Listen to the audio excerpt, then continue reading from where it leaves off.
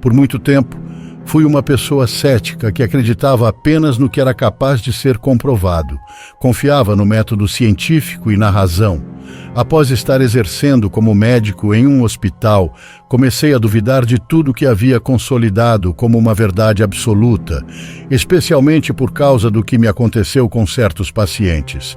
Durante a cirurgia ou depois dela, a razão desses pacientes parou e eles estiveram mortos durante alguns minutos. Ao consegui-los tirar da morte, me contaram o que viram no instante de morrer. As coincidências eram muitas, e os estranhos acontecimentos que vivenciavam foram os que me levaram a indagar e investigar mais sobre a vida após a morte. Sou médico cardiologista há mais de 12 anos. Devido à minha profissão, convivo muito de perto com a morte. Tive a alegria de salvar muitos de meus pacientes, mas nem todos conseguiram sobreviver. A primeira vez que comecei a duvidar sobre o que havia além da morte foi com uma paciente a quem fiz um transplante de coração. Era uma mulher de 40 anos. No início, seu organismo rejeitou o novo órgão em seu corpo, o que provocou uma sequência de paradas cardíacas que a levaram à linha mortal no monitor cardíaco. No momento em que o aparelho marcou a linha reta, comecei a fazer a reanimação cardiopulmonar. A mulher não reagiu e, em meu desespero, foi necessário utilizar o desfibrilador e colocar as placas em seu peito. Não conseguia tirá-la da morte e já estava prestes a desistir quando minha paciente reagiu. Passaram-se cerca de 3 minutos desde sua morte. Uma forte inalação fez com que ela voltasse à vida. Ao despertar, ela olhava para todos os lados com um extremo grau de confusão. O medo era visível em seus olhos. Era muito raro que meus pacientes segurassem minha mão, mas ela o fez. Ao mesmo tempo, me perguntou onde estava e por que havia voltado. Claro que, naquele momento, considerei aquilo como uma confusão mental pelo ocorrido. Quando consegui controlá-la, a levei para a sala de terapia intensiva com a intenção de mantê-la monitorada o tempo todo. Quando estava mais tranquila, a mulher me chamou. Assim que tive um pouco de tempo, fui verificar seus sinais vitais e ela estava bem. A mulher começou a me contar o que viu no além. Não era a primeira pessoa que mencionava o mesmo, mas houve algo que me fez ouvi-la com mais atenção. Ela me explicou em detalhes que seu espírito ou sua alma se separou do seu corpo e ficou flutuando acima dos médicos que tentavam ressuscitá-la. Com cada fato específico que me dizia, não havia dúvida de que ela realmente viu de outra perspectiva todo o trabalho de ressuscitação que fizemos. Descreveu as enfermeiras e os outros 3 médicos residentes que estavam comigo. Não havia dúvidas de que ela pôde ver seu corpo inerte na maca. Isso não foi tudo. Falou sobre uma luz branca que estava no final. Para a maioria das pessoas, o túnel e a luz branca são bem conhecidos. Ela acrescentou que havia uma bifurcação, um caminho à direita e outro à esquerda. Por algum motivo que nunca me disse, escolheu o caminho da direita, onde encontrou vários de seus familiares falecidos. Eles estavam felizes em vê-la novamente. Tinha que voltar. No momento em que fez isso, viu-se novamente sobre seu corpo e entrou de novo nele. Foi quando sentiu a incomodidade do tubo em sua boca, a dor da cirurgia e muitos outros desconfortos. Teria preferido ficar naquele lugar. Ela não foi a única paciente que teve morte por alguns minutos. Entrevistei outros que sofreram morte repentina no centro cirúrgico ou em casa. Todos coincidiam no mesmo. Eram os mesmos elementos que mencionavam no instante em que contavam suas histórias. Houve um paciente chamado Josué. Ele entrou no centro cirúrgico por uma malformação congênita. Era uma cirurgia de risco. Nunca imaginei que se complicaria, mas no momento crucial da operação ele caiu na linha mortal. Fiz esforços desesperados para ressuscitá-lo, mas já havia dado a hora de sua morte. Quando voltou à vida, foi um alívio perceber que aquele jovem de 25 anos ainda estava vivo. Com ele não foi necessário fazer perguntas. Ele começou a contar o mesmo que os outros pacientes, mas havia uma grande diferença no que ele mencionou. Ele escolheu o caminho do lado esquerdo. Com muitos detalhes, descreveu tudo o que viu. Falou sobre um caminho escuro cujas paredes tinham rostos humanos, cada rosto com uma expressão de sofrimento. Cada um deles se queixava com uma voz muito baixa, o que se transformava em um murmúrio lastimoso que aumentava conforme avançava. Nunca viu nenhuma luz. Ao contrário, o caminho se tornava cada vez mais escuro, até chegar a um lugar lamacento e completamente sombrio. Só podia ouvir a voz grave de um ser. De repente ele parou de me contar o que viu e ficou me olhando fixamente. Senti seu olhar penetrante que me inquietou muito. Ao mesmo tempo sorria sem parar de me olhar com um sorriso malicioso e perturbador.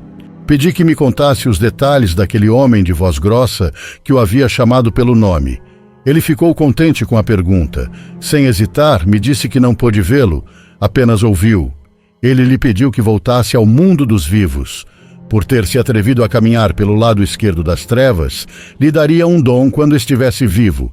O jovem teria a possibilidade de conseguir todo o dinheiro e poder que quisesse para ter qualquer humano a seu serviço.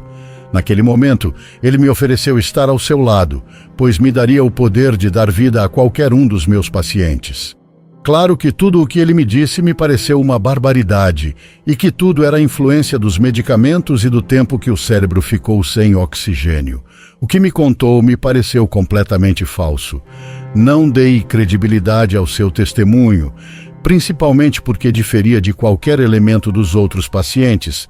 Deixei de lado seu relato sem acrescentá-lo ao meu expediente de investigação. Com o tempo, meu ceticismo mudou. Antes eu assegurava que não existia vida após a morte, tudo fundamentado em experiências vividas por meus pacientes e avalizadas por psiquiatras e pessoal médico de grande prestígio. Mas ainda tinha uma grande dúvida. Por que Josué dizia algo diferente do resto dos meus pacientes, se a situação havia sido exatamente a mesma? Só que ele tomou o lado contrário do caminho que o resto dos que morreram e era outro mundo distinto.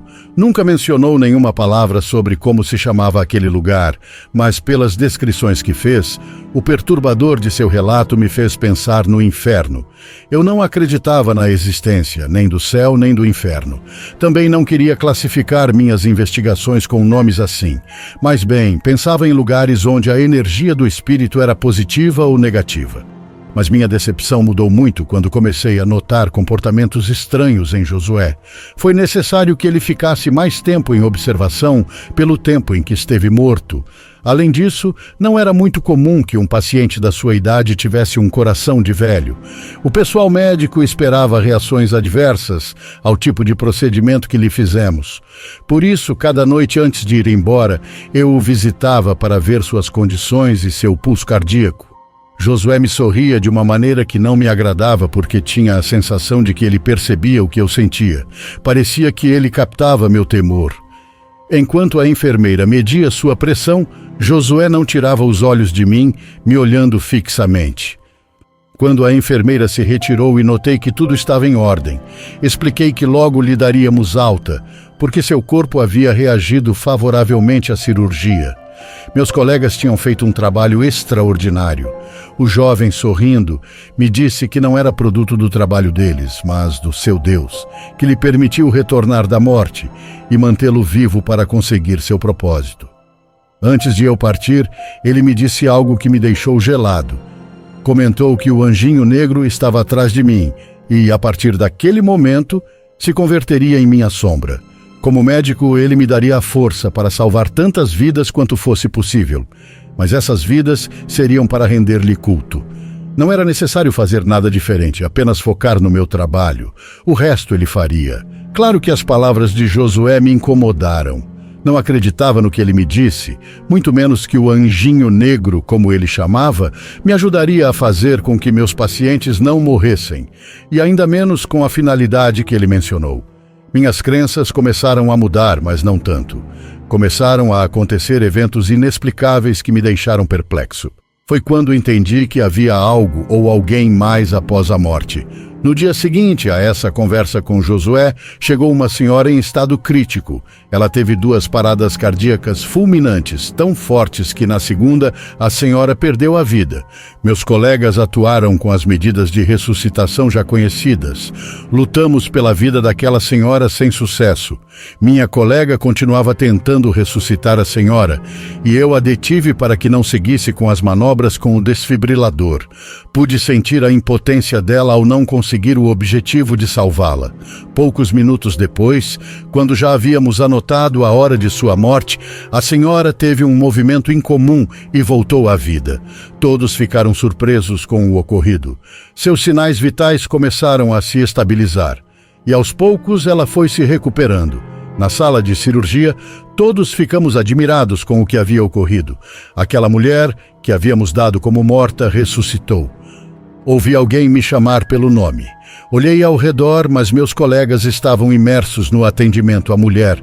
Não foram eles. Ao olhar para o fundo do centro cirúrgico, vi uma figura pequena e escura que se movia entre os aparelhos médicos. Foi questão de segundos e depois desapareceu. Naquele momento, lembrei das palavras de Josué, mas pensei que aquilo era praticamente impossível. Ainda duvidava do poder do demônio. Até aquele momento não acreditava em suas palavras. Os familiares da senhora ficaram muito contentes quando lhes disse que ela ficaria bem. Me abraçaram animados porque já tinham vindo de outro hospital, onde lhes disseram que as probabilidades de vida eram muito baixas. E o fato de eu ter conseguido era um milagre. Quando a mulher saiu da terapia intensiva e estava em condições de falar, me aproximei dela para fazer a mesma pergunta que ao resto dos pacientes que morreram e voltaram à vida. Ela, assim como Josué, me contou sobre a mesma separação e que ela tomou o caminho à esquerda.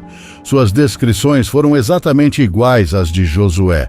Não era possível que agora suas experiências mudassem. Fui imediatamente ao quarto de Josué, mas ele já havia partido. O ocorrido dava um rumo diferente à minha investigação e criava uma teoria distinta. Era verdade que existia vida após a morte, mas não era igual para todas as pessoas, dependendo do caminho que escolhessem. Eu desconhecia quais repercussões isso teria.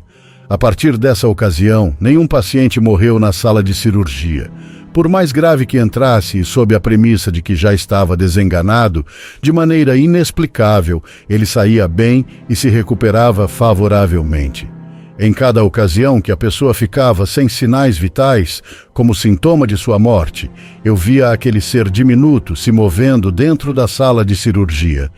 Perguntei aos meus colegas se eles também notavam a presença de alguém no centro cirúrgico. Eles respondiam que era normal que coisas estranhas acontecessem, como o movimento sem motivo aparente das macas ou dos carrinhos com material cirúrgico. Já era de conhecimento de todos que energias estranhas ficavam dentro da sala de cirurgia, principalmente porque a morte estava presente, e também pelas almas das pessoas que morriam.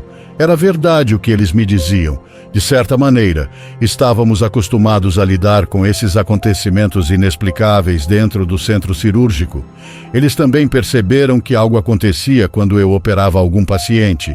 De repente, ele morria para depois voltar à vida, sem encontrar o motivo pelo qual essa pessoa retornava a este mundo. Muitos pensamentos negativos vieram à minha mente.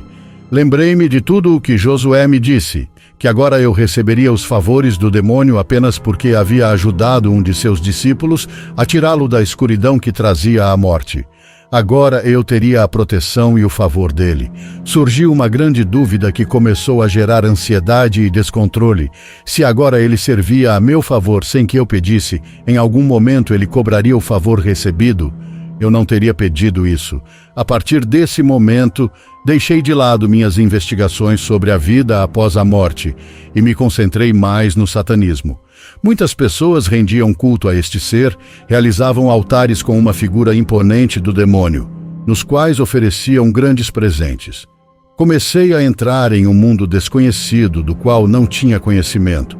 Por tal motivo, aquele ser foi se aproximando cada vez mais de mim, sem eu saber, pelo menos naquele momento, que poderia tê-lo afastado de minha vida. Mas como nunca soube como fazer isso, ele foi me concedendo favores cada vez mais sem que eu pedisse.